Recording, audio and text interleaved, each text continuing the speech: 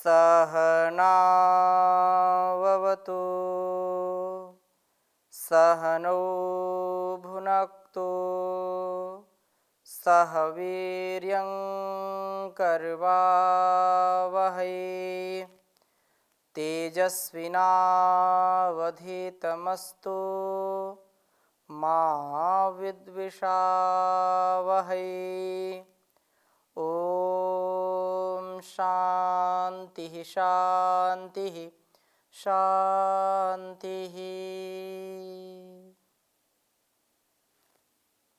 वैदिक जीवन पद्धति की इस कक्षा में पुनः आप सभी का हार्दिक स्वागत है, अभिनंदन है। संसार का उद्धार करना, संसार को भव पार करना उस परमात्मा की विशेष कृपा है। जैसे माता पिता गुरु आचार्य अपनी संतानों को, अपने शिष्यों को दुख में नहीं देख सकते हैं, इसलिए पहले से पहले वह उपदेश करते हैं कि क्या जीवन में करने के योग्य है, क्या नहीं करने के योग्य है। छोटे छोटे बच्चों को भी माता पिता बचपन से ही शिक्षा में विशेष बल देते हुए कि संसार में कैसे व्यवहार करना है अपने से बड़ों से, छोटों से, और इस लोक व्यवहार में हम कैसे अपने वाणी का प्रयोग करें, कैसे अपने जीवन को संयमित, मर्यादित, व्यवस्थित करें। यह प्रत्येक जो प्रबुद्ध विवेकी माता पिता होते हैं, गुरु होते हैं, वो जरूर बताते हैं। और क्योंकि परम पिता परमेश्वर हम सबका पिता है, वो पिताओं का भी पिता है, परम पिता है, वो गुरुओं का भी गुरु है, वो सबसे बड़ा गुरु है, वह जगत जननी है, जगत माता है। तो वह भी हमको वेद वाणी के रूप में उपदेश करते हैं कि हम जीवन को कैसे जिएं, जीवन में क्या विधि क्या निषेध हो। उस प्रकार से हम जब अपने जीवन को इन वेद मंत्रों के माध्यम से प्रकाशित करते हैं, आलोकित करते हैं, अभिषिक्त करते हैं, सिंचन करते हैं अपने आप का, तो हमारा जीवन विकसित होता है, पुष्पित, पल्लवित और हर्षित होता है। दूसरों के अंदर भी, दूसरों के जीवन में भी हम नया प्रकाश ला देते हैं।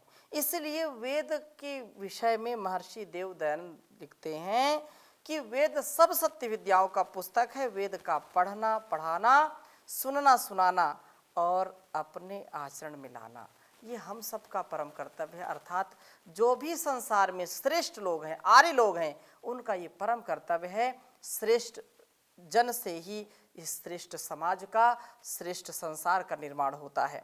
तो हम ऋग्वेद के प्रथम मंडल के 133वें सूक्त का स्वाध्याय कर रहे थे, जिसमें तीसरे मंत्र का कि वासनाओं का स्थान कहाँ हो, हमारे हृदय में नहीं। इंसान के हृदय में वासनाएं ना हो, वासनाओं का स्थान शमशान में हो, ऐसी चर्चा की थी। और आज हम इसी के आगे पढ़ते हैं। बहुत ही सुंदर चर्चा है कि क्रोध का मर्दन करने वाले बने। हम अपने जीवन को क्रोध से मुक्त करें, क्योंकि क्रोध व्यक्ति के लिए अभिशाप है। और आजकल की तो यह बहुत बड़ी बीमारी हो गई है, बहुत बड़ा यह संकट है कि हर परिवार में क्रोध की स्थिति में लोग रहते हैं। पति पत्नी में क्रोध की भावना होती है, भाई भाई में, बहन बहन में, माता पिता में, जहाँ देखो वहीं क्रोध ही क्रोध है। तो यह क्रोध का मर्दन हो, हमारे से क्रोध दूर हो, ऐसी भावना के साथ बहुत सुंदर वेद मंत्र है। हम इसको लिखते हैं, फिर आपके बीच में इसकी चर्चा करते हैं। ओम पिशंग भृष्टिम अभ्रणम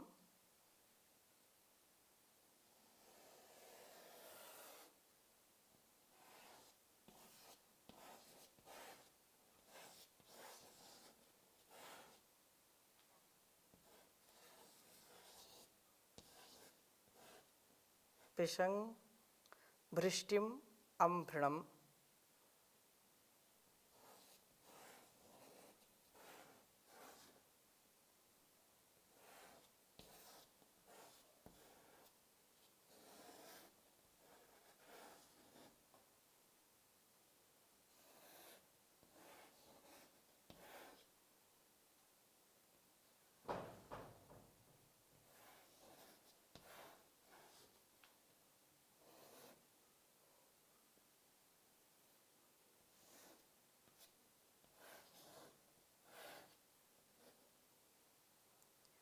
पिशाचिमिंद्र,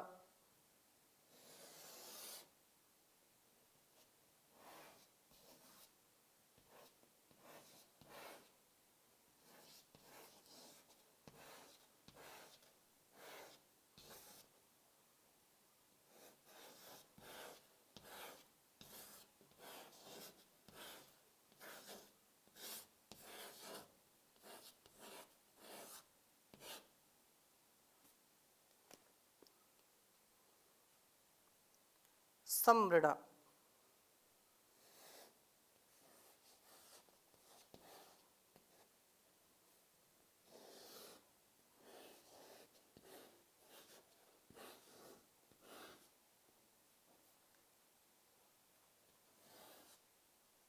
सर्वं वृक्षो निबर्ह्य,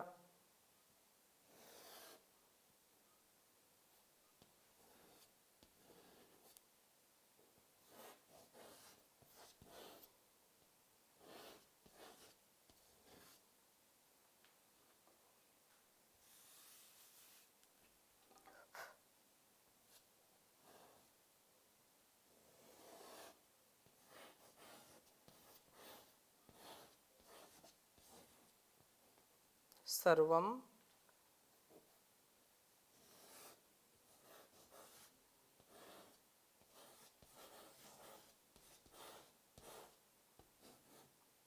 रक्षो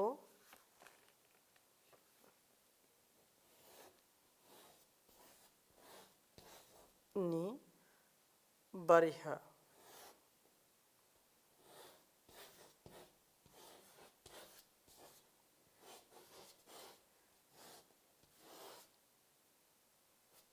निबर्ह्य।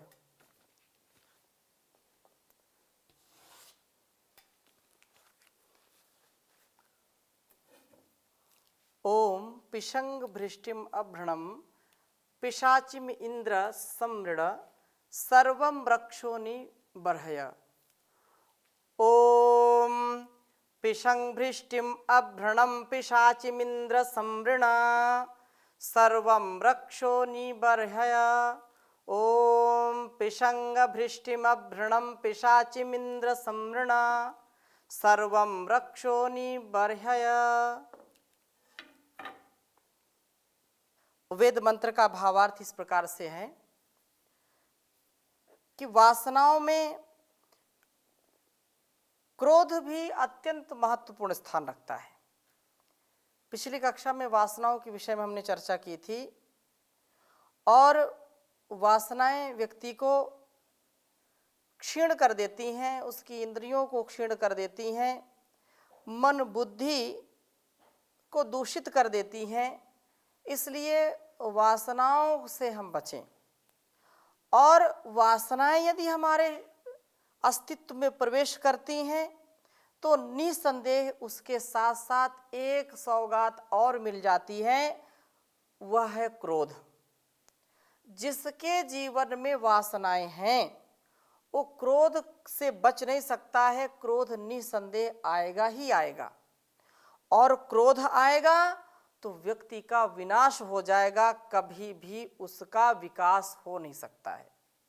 इसलिए यहाँ पर विनती की गई है कि वासनाओं में क्रोध का भी अत्यंत महत्वपूर्ण स्थान है और इस क्रोध को एक राक्षस के रूप में चित्रित करते हुए कहते हैं कि पिशंग भृष्टिम, कि ये लाल लाल जो भून डालने वाले अभ्रणम, अत्यंत जो ऊंचा शब्द करने वाले पिशाचिम, जो मांस खाने वाले क्रोध को, मांस खाने वाले क्रोध को हे इंद्र जितेंद्रिय पुरुष तू समृणा कुचल डाल।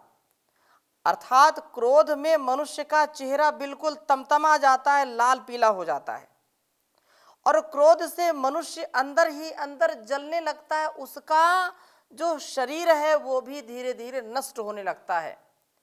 क्रोध व्यक्ति को अंदर ही अंदर खोखला कर देता है। इसलिए कहा कि अंदर से व्यक्ति जलता रहता है क्रोध के कारण और क्रोध में आकर के मनुष्य तेजी से ऐसे कार्य करता है जो हम कभी विचार भी नहीं कर पाते। ऐसे शब्दों का चयन करता है, ऐसे शब्द बोल जाता है जो बाद में पछताता है कि मैंने क्या बोल दिया। इसलिए ये शब्द और ऐसे कार्यों को करने लगता है जो उसको भी कभी अच्छा नहीं लगता है। क्रोध में व्यक्ति हो तो उसके शरीर को आप देखिए बिल्कुल कांपता हुआ नजर आएगा। शरीर उसका स्वयं उसके काबू में नहीं रहता। वो जाना चाहता है बाहर और जाता है अंदर, अंदर जाना होगा तो बाहर जाएगा, उठाना है कुछ उठाएगा, कुछ बोलना है कुछ बोलेगा कुछ, क्योंकि उसका आपा उसके साथ उस समय होता नहीं है, विवेक पूर्वक उसका व्यवहार होता नहीं है। इसलिए कहा है कि इस क्रोध वृत्ति को हे इंद्र इसको समाप्त कर दो। हे प्रभो, क्रोध वृत्ति को इंद्र को समाप्त करना है। क्रोध को समाप्त करते हुए तू सर्वम रक्षा, सब जो हमारे अंदर की राक्षसी प्रवृत्ति है, जो आसुरी प्रवृत्ति है, उसको निर्भय अर्थात निर्भय पूर्ण रूप से नष्ट करने वाला हो। इन जो राक्षसी प्रवृत्तियां हैं, जो अक्रोध, ये भी क्रोध की भावना ये आसुरी संपद है, अक्रोध की भावना दैवी संपद है। तो इससे हम बचें, क्रोध से बचें और क्रोध के समाप्त करते हुए तू हमारी हर प्रकार से रक्षा कर। यह क्रोध की जो वृत्तियां हैं, जो राक्षसी प्रवृत्तियां हैं, आसुरी प्रवृत्तियां हैं, इनको तुम विध्वंस कर डालो, क्योंकि ये उन्नति की ओर नहीं हमको ले जाती, हमको अवनति की ओर ले जाती हैं, पतन की ओर ले जाती हैं। क्रोध से व्यक्ति कभी भी ठीक ठीक निर्णय नहीं ले पाता है। क्रोध के विषय में कहा है कि भगवान श्री कृष्ण जी ने कहा गीता में कि जो वासनाएं हैं, वासनाओं से हमारी कामनाएं बढ़ती हैं, कामनाएं आएंगी, आसक्ति आएगी, तो जब उसकी पूर्ति नहीं होने पाएगी तो स्वाभाविक रूप से व्यक्ति को क्रोध आ जाता है। उसने बहुत बड़ी बड़ी चीजें मन में सोची होती हैं, बहुत बड़े बड़े उसके अरमान होते हैं, लेकिन किसी व्यक्ति के कारण यदि उसके अरमानों का गला घोटा जाता हुआ वो देखता है तो क्रोध से बिलबिला उठता है, तिलमिला उठता है और वह अपनी हानि स्वयं कर लेता है। इसलिए कहा कि ध्यायतो विषयान पुंसः संगस्तेषुपजायते, संगात् संजायते कामः, कामात् क्रोधोऽभिजायते, क्रोधाद् भवति सम्मोहः, सम्मोहात् स्मृतिविभ्रमः, स्मृतिभ्रंशात् बुद्धिनाशो, बुद्धिनाशात् प्रणश्यति। कि कामनाएं जो है, जो वासनाएं, जो वेद मंत्र यहाँ पर संकेत हमको कर रहे हैं कि वासनाएं ही मूल में आती हैं। कामनाएं जब आती हैं तो ध्यायतो विषयान पुंसः, विषयों का जो विचरण है, बहुत बड़ा जो स्थल है, इसके प्रति जब हमारी आसक्ति आती है तो व्यक्ति को फिर वो कामना सताती है। ध्यायतो विषयान पुंसः संगस्तेषु उपजायते, उसकी प्राप्ति करना चाहते हैं, उसका संग करना चाहते हैं, और उसका संग करने के लिए फिर व्यक्ति जब उसका हनन होता देखता है तो फिर उसको क्रोध आता है। क्रोधात् भवति सम्मोहः, क्रोध से व्यक्ति सम्मूढ़ हो जाता है, वो किम कर्तव्य विमूढ़ हो जाता है, क्या करना क्या नहीं करना, क्या किसके साथ कैसा व्यवहार करना, चाहे कोई भी हो, बड़ा हो छोटा हो, उसको स्वयं क्रोधी व्यक्ति को ये नहीं पता चलता कि मेरे से ये बड़ा है या छोटा है, ये अविवेकी है या विवेकी है, इसके साथ मेरा कैसा संवाद होना चाहिए, कैसा मेरा बर्ताव होना चाहिए, बिल्कुल भूल जाता है। क्रोधात् भवति सम्मोहः, सम्मोहात् स्मृति विभ्रमः, उसकी बुद्धि काम नहीं करती, उसकी जो स्मृति है वो नष्ट हो जाती है कि अमुक व्यक्ति जो सामने जिसके ऊपर मैं क्रोध कर रहा हूं, करना चाहिए या नहीं करना चाहिए, इसके साथ ऐसा बोलना चाहिए कि नहीं बोलना चाहिए, वो भूल जाता है। और स्मृति भ्रंशात् बुद्धिनाशो, जब स्मृति नष्ट हो गई तो बुद्धि भी नष्ट हो गई, और जब बुद्धि नष्ट हो गई तो बुद्धिनाशात् प्रणश्यति, उसको कोई बचा नहीं सकता। अर्थात बुद्धि के क्षीण होने पर, बुद्धि की जब सामर्थ्य क्षीण हो जाती है तो फिर बहुत ही कठिन काम हो जाता है, व्यक्ति कभी भी स्थिरता पूर्वक जीवन को जी नहीं पाता है। और क्रोध करने वाला व्यक्ति सोचता है कि मैं बहुत अच्छा करता हूं, लेकिन ये उसकी गलतफहमी होती है। क्रोध करने वाला व्यक्ति अपने शरीर को नष्ट करता है। क्रोध जैसे हम करते हैं तो क्रोधी व्यक्ति कभी भी उसका पाचन तंत्र ठीक नहीं होगा। क्रोध करने वाले व्यक्ति की दृष्टि कभी ठीक नहीं होगी।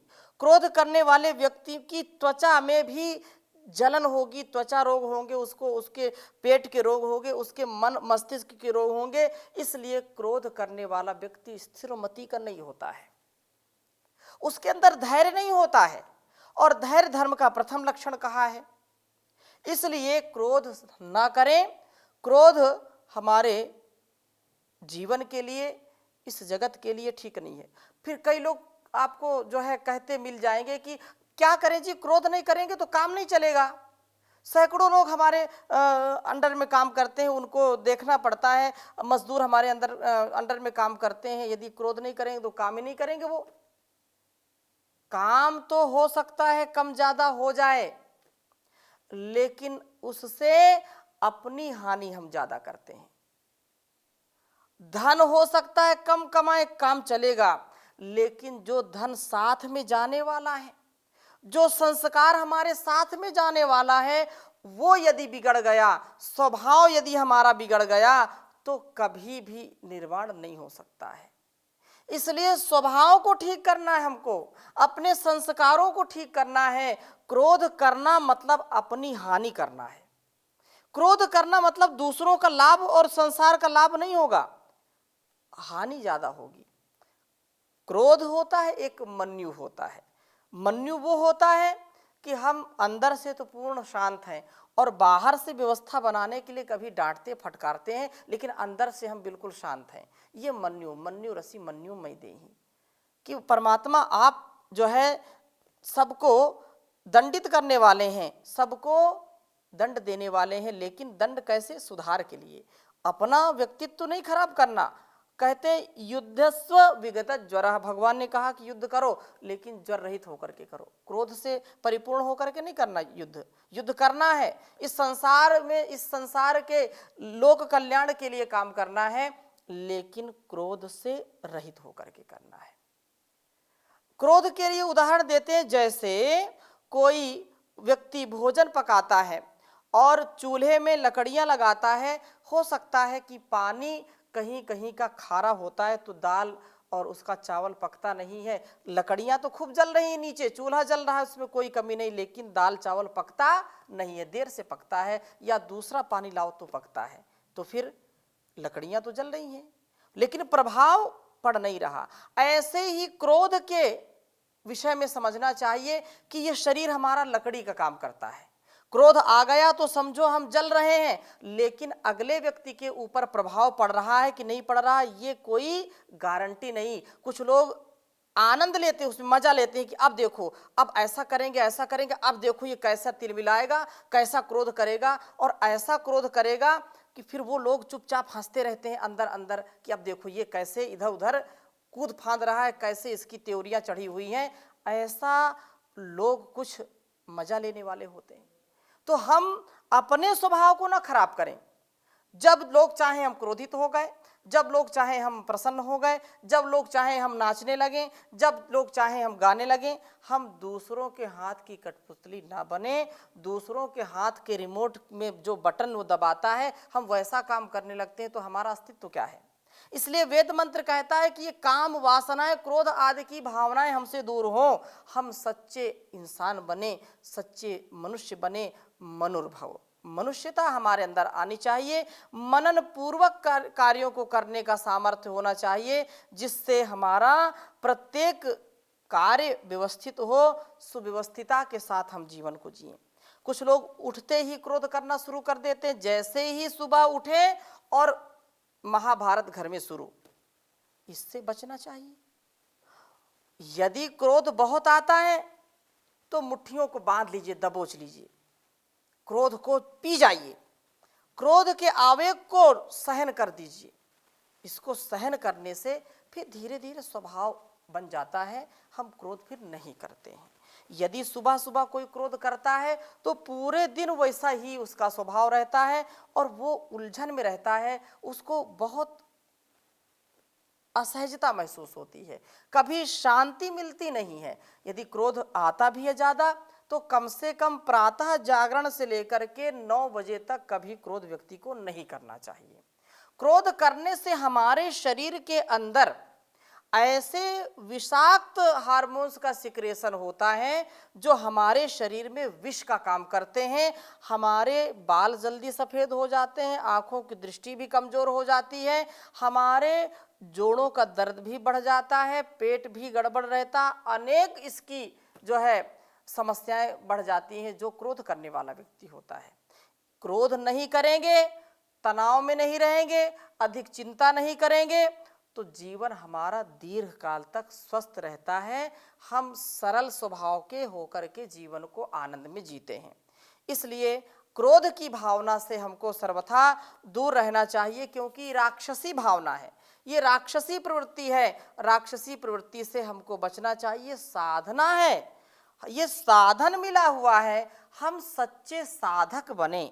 साधक का मतलब क्या है कि हम जो भी कर्तव्य कर रहे हैं, धर्म पूर्वक कर्म करने का, अपने कर्तव्य निभाने का, इस साधना में सदा आगे बढ़ते जाएं। तो कई लोग बोलते हैं कि क्या करें, क्रोध करना नहीं चाहते लेकिन क्रोध आ जाता है। क्रोध आ जाता है नहीं, क्रोध को नियंत्रण में करना पड़ेगा। साधना तो यही है कि हम जो गलत कार्य हैं उनको इच्छा होने पर भी ना करें, और कितनी भी इच्छा हो जाए गलत कार्य करने की उसको कभी ना करें, और अच्छा काम इच्छा न होने पर बार बार करें।